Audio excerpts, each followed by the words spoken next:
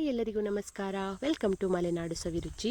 ಇವತ್ತು ತುಂಬಾ ರುಚಿಯಾಗಿರುವಂತಹ ಚೌಳಿಕಾಯಿ ಪಲ್ಯನ ಹೇಗೆ ಮಾಡ್ಕೊಳ್ಳೋದು ಅಂತ ನೋಡೋಣ. ತುಂಬಾ ರುಚಿಯಾಗಿರುತ್ತೆ. ಈ ವಾತಾವರಣಕ್ಕಂತೂ ಈ ಥರ ಮಜ್ಜಿಗೆ ಒಗ್ಗರಣೆ ಹಾಕ್ಕೊಂಡು ಚೌಳಿಕಾಯಿ ಪಲ್ಯ ಹಾಕ್ಕೊಂಡು ತಿಂತಾ ಇದ್ದರೆ ತುಂಬಾ ಸಖತ್ತಾಗಿರುತ್ತೆ. ಹಾಗೆ ಈ ಚೌಳಿಕಾಯಿನ ಫ್ರೆಶ್ ಆಗಿ ಮಾಡಿಕೊಂಡ್ರೆ ಇನ್ನೂ ಸಖತ್ತಾಗಿರುತ್ತೆ. ಮನೆಯಲ್ಲೇ ಬೆಳೆದಿರುವಂತಹ ಚೌಳಿಕಾಯಿನ ಈ ರೀತಿಯಾಗಿ ಕಟ್ ಮಾಡ್ಕೊಳ್ತಾ ಇದ್ದೀನಿ. ಮನೆಯಲ್ಲೇ ತುಂಬ ತರಕಾರಿಗಳನ್ನು ಮಾಡ್ಕೊಂಡಿದ್ದೀನಿ. ಅದನ್ನೆಲ್ಲನೂ ಕೂಡ ಈ ರೀತಿಯಾಗಿ ಕಟ್ ಮಾಡ್ಕೊಂಡಿದ್ದೀನಿ. ಅಂದರೆ ಗಿಡದಲ್ಲೇ ಬಿಟ್ಟರೆ ಪೂರ್ತಿಯಾಗಿ ಬೆಳೆದೋಗ್ಬಿಡುತ್ತೆ ಅಂತ ಎಲ್ಲನೂ ಕೂಡ ಕಟ್ ಮಾಡ್ಕೊಳ್ತಾ ಇದ್ದೀನಿ. ಹಾಗೆ ಚೌಳಿಕಾಯಿನೂ ಕೂಡ ಸುಮಾರಾಗಿತ್ತು, ಅದನ್ನು ಕೂಡ ಕಟ್ ಮಾಡ್ಕೊಳ್ತಾ ಇದ್ದೀನಿ. ಅಂದರೆ ವಾರದಲ್ಲಿ 1-2 ಅಥವಾ 3 ಪಲ್ಯನ ಮಾಡ್ಬೋದು, ಅಷ್ಟು ಚೌಳಿಕಾಯಿ ಆಗ್ತಾ ಇದೆ. ತುಂಬ ಜಾಸ್ತಿ ಗಿಡ ಏನು ಹಾಕಿರಲಿಲ್ಲ, ಆದರೂ ಸ್ವಲ್ಪ ಗಿಡದಲ್ಲೇ ಎಷ್ಟೊಂದು ಚೌಳಿಕಾಯಿ ಬಿಟ್ಕೊಂಡಿದೆ ಅಂತ ನೋಡಿ. ತುಂಬಾ ಚೆನ್ನಾಗಿ ಚೌಳಿಕಾಯಿ ಬಿಟ್ಕೊಂಡಿದ್ದೆ. ಅದನ್ನು ಇವತ್ತು ಪಲ್ಯ ಮಾಡ್ಕೊಳ್ಳೋಣ ಅಂತ ಕಟ್ ಮಾಡ್ಕೊಂಡಿದ್ದೀನಿ. ಬೇರೆ ತರಕಾರಿಗಳನ್ನು ಸ್ಟೋರ್ ಮಾಡ್ಕೊಳ್ಬೋದು, ಆದರೆ ಈ ಚೌಳಿಕಾಯಿ ಫ್ರೆಶ್ ಆಗಿ ಮಾಡಿಕೊಂಡ್ರೆ ತುಂಬಾ ರುಚಿಯಾಗಿರುತ್ತೆ. ಇದನ್ನ ಸ್ಟೋರ್ ಮಾಡೋದಕ್ಕಿಂತ ಆಗಿಂದಾಗಲೇ ಕೊಯ್ದು ಪಲ್ಯ ಮಾಡಿಕೊಂಡ್ರೆ ರುಚಿ ಅಂತೂ ತುಂಬಾ ಸಖತ್ತಾಗಿರುತ್ತೆ. ಹಾಗಾಗಿ ಇವತ್ತು ಈ ರೀತಿಯಾಗಿ ಚೌಳಿಕಾಯಿನ ಕೊಯ್ದು ಇದನ್ನ ಕಟ್ ಮಾಡಿಕೊಂಡು ಪಲ್ಯ ಮಾಡ್ಕೊಳ್ತಾ ಇದ್ದೀನಿ. ಚೌಳಿಕಾಯಿನ ಮತ್ತೇನು ಅಂದರೆ ಅದನ್ನ ಚಾಕುನಲ್ಲಿ ಅಥವಾ ಮೆಟ್ಗತ್ತಿನಲ್ಲಿ ಕಟ್ ಮಾಡ್ಕೊಳ್ಳೋದಕ್ಕಿಂತ ಈ ರೀತಿ ಮುರಿದು ಪಲ್ಯ ಮಾಡಿಕೊಂಡ್ರೆ ಅದರ ರುಚಿ ತುಂಬಾ ಸಖತ್ತಾಗಿರುತ್ತೆ.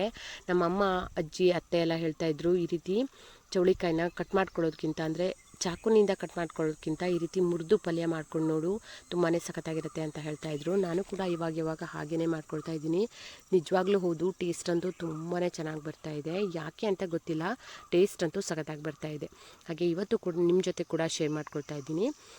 ಈ ಥರ ಚೆನ್ನಾಗಿ ತೊಳೆದು ಕಟ್ ಮಾಡಿ ಇಟ್ಕೊಂಡಿದ್ದೀನಿ. ಬಾಣಲಿನಲ್ಲಿ ಕೊಬ್ಬರಿ ಎಣ್ಣೆನ ಹಾಕಿ 1-2 ಸ್ಪೂನ್ ಆಗುವಷ್ಟು ಕೊಬ್ಬರಿ ಎಣ್ಣೆ ಹಾಕಿ ಸಾಸಿವೆ ಮತ್ತು ಕರಿಬೇವನ್ನ ಹಾಕಿ ಚೆನ್ನಾಗಿ ಫ್ರೈ ಮಾಡಿಕೊಂಡು ಅದಕ್ಕೆ ಒಂದು ದೊಡ್ಡದಾಗಿರುವಂತಹ ಈರುಳ್ಳಿನ ಕಟ್ ಮಾಡಿ ಇಟ್ಕೊಂಡಿದ್ದೀನಿ. ಅದನ್ನು ಕೂಡ ಸೇರಿಸ್ಕೊಳ್ತಾ ಇದ್ದೀನಿ.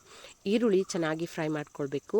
ನೋಡಿ, ಈ ರೀತಿಯಾಗಿ ಸ್ವಲ್ಪ ಈರುಳ್ಳಿ ಕಲರ್ ಚೇಂಜ್ ಆಗೋ ತನಕ ಫ್ರೈ ಮಾಡಿಕೊಂಡು ಅದಕ್ಕೆ ಈಗ ಚಿಕ್ಕದಾಗಿ ಕಟ್ ಮಾಡಿ ಇಟ್ಕೊಂಡಿರುವಂತಹ ಚೌಳಿಕಾಯಿನ ಹಾಕ್ಕೊಳ್ತಾ ಇದ್ದೀನಿ. ನೋಡಿ, ಈ ರೀತಿಯಾಗಿ ಮುರಿದು ಇಟ್ಕೊಂಡಿದ್ದೀನಿ, ಅದನ್ನ ಸೇರಿಸ್ಕೊಳ್ತಾ ಇದ್ದೀನಿ.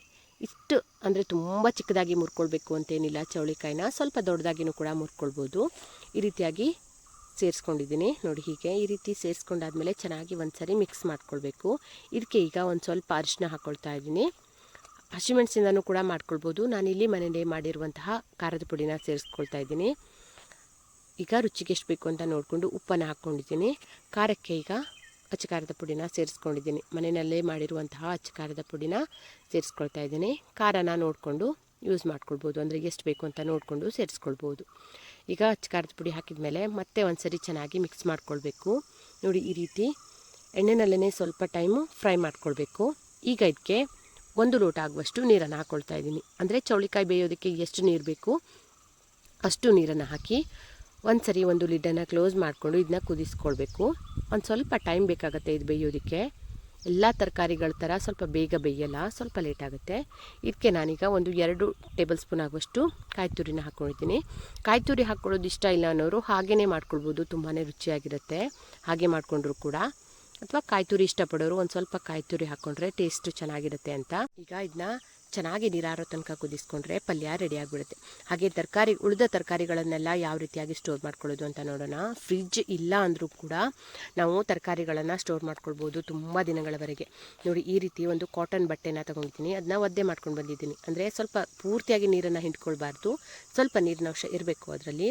ಆ ರೀತಿ ಮಾಡಿಕೊಂಡು ನಾವು ಅದರಲ್ಲೂ ಹೀರೆಕಾಯಿ ಅಂತೂ ಈ ರೀತಿ ಮಾಡಿಟ್ಕೊಂಡ್ಬಿಟ್ರೆ ಒಂದು 15 ದಿವಸದ ತನಕನೂ ಹಾಳಾಗೋದಿಲ್ಲ, ಹೀಗೇ ಫ್ರೆಶ್ ಆಗಿಯೇ ಇರುತ್ತೆ. ಫ್ರಿಡ್ಜಲ್ಲಿ ಇಡೋದಕ್ಕಿಂತ ಈ ರೀತಿಯಾಗಿಟ್ಟರೆ ತುಂಬ ದಿನಗಳವರೆಗೆ ತರಕಾರಿಗಳು ಇರುತ್ತೆ ಚೆನ್ನಾಗಿ.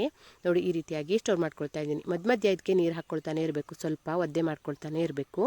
ಹಾಗಿಟ್ಕೊಂಡ್ರೆ ತರಕಾರಿಗಳನ್ನು ನಾವು ತುಂಬ ದಿನಗಳವರೆಗೆ ಸ್ಟೋರ್ ಮಾಡ್ಕೊಳ್ಬೋದು. ಈಗ ಪಲ್ಯ ಕೂಡ ರೆಡಿಯಾಗಿದೆ.